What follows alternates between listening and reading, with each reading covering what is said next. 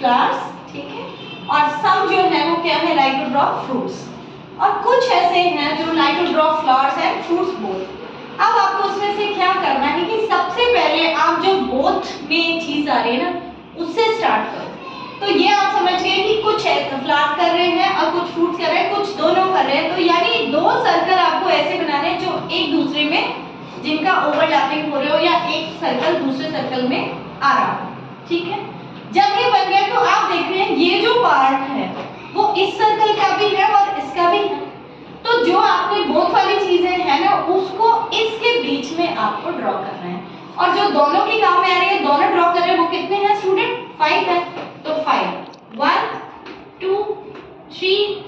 4 5,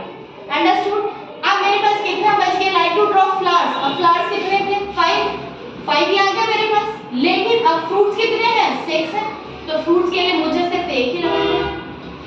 समझ में आ गई। तो ये हो गए फ्रूट्स के टोटल 6 और फ्लावर्स के भी हो गए टोटल 5, ठीक है। अगर कोई तीसरी चीज ऐसी होती जो इन दोनों में आ रही होती तो फिर एक और सर्कल ये हो जाता जो कह रहा है तीनों में है, तो सबसे पहले तीनों वाली चीज का यहाँ पे ये जो चीज है ये पोर्शन इसके लिए भी यूज में आ रहा है, इसके लिए भी आ रहा है और इसके लिए भी, तो जो चीज तीनों में होती यहाँ पे ड्रॉ करना स्टार्ट करते, जो बच गया फिर इन दो का है तो दो में, इन दो का है तो इन दो,